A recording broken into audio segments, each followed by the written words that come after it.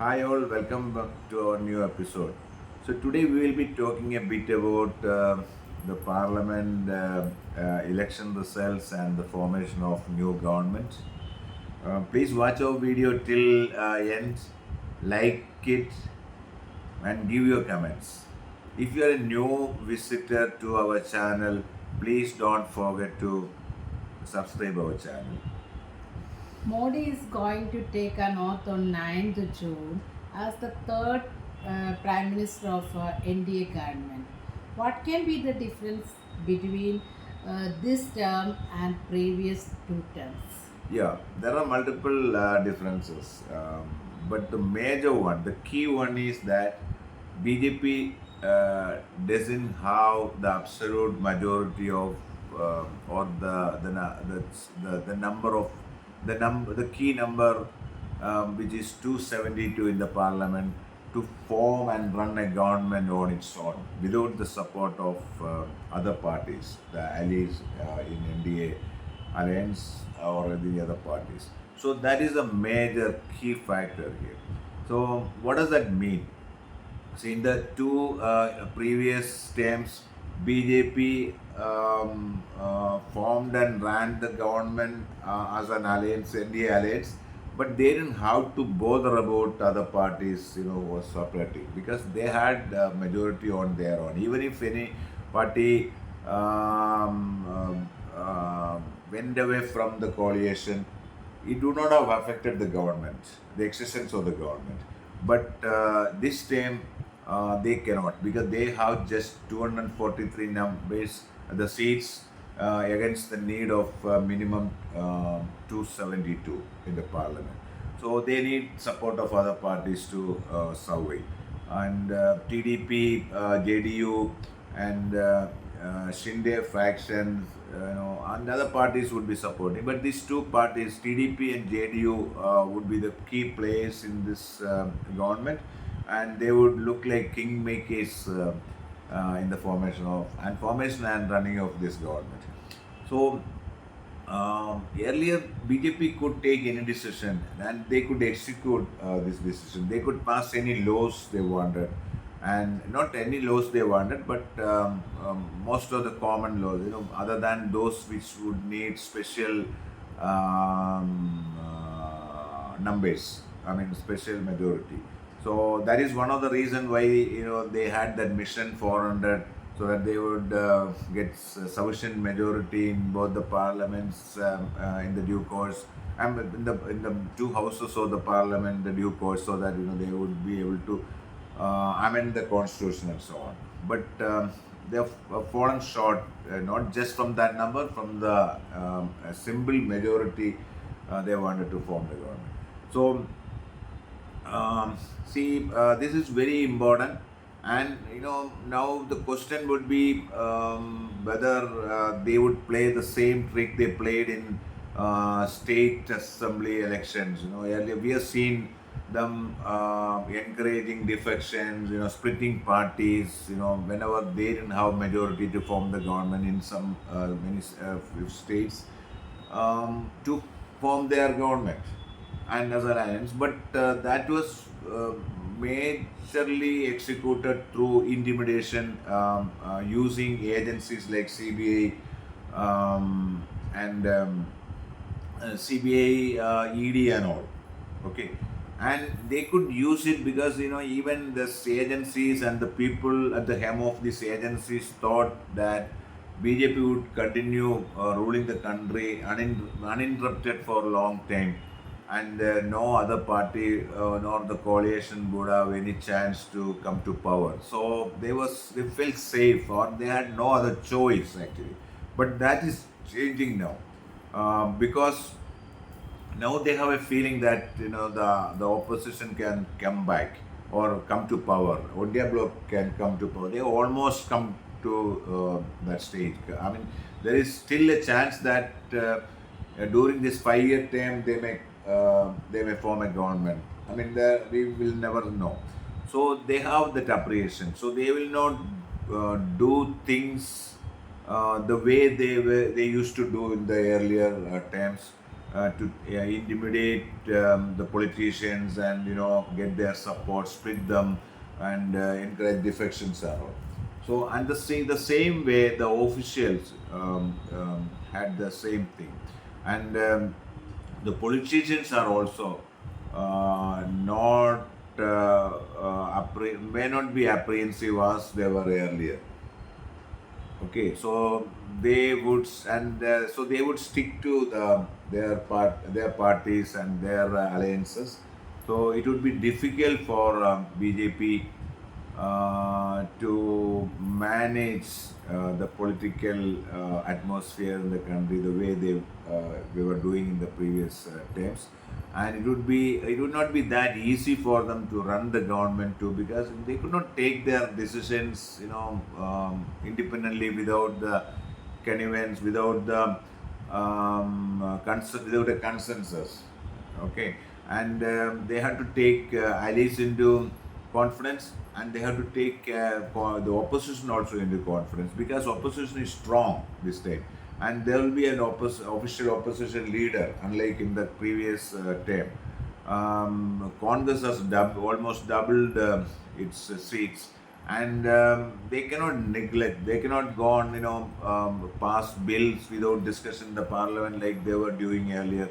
They cannot go and execute things, and form policies, and proclaim ordinances and all, without uh, considering, without discussing, without consulting the allies and the opposition. So that's the major difference which is going to be in the third term of PM-led NDA government compared to the two previous terms. Do you think NDA government will continue complete 5 years, or will the India block will try to form a new government? Yeah, so that's a good question. See now, uh, India bloc could try the trick BJP plays, as we said, plays in state assembly elections. So now some piece say that they reached out to Nitish Kumar, promising him the prime ministership. He would switch side from, or he would leave NDA and join India bloc so they could form the government. We are not sure about that.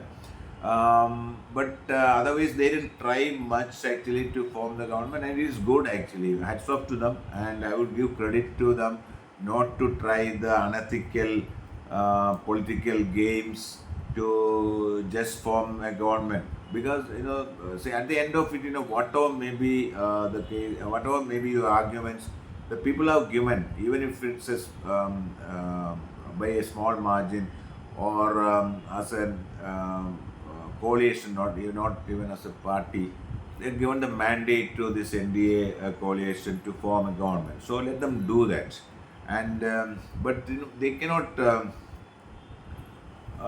survive, or they cannot continue running the government without the support of TDP and JDU, the two partners who would be supporting with 28 seats together. So that's very important actually. So they would always be at the mercy of this coalition partners, and there will be a lot of they have to dilute a lot of things actually in the governance. It won't be the strong government, the stable government, or the strong prime minister, and what we saw in the previous tapes. It would be more diluted version of the previous governments. It would not be as strong as they were. The prime minister would not be as strong as he was in the previous. It would be a government of consensus. Okay, it is not. It won't be a government of authority or power. That won't be there.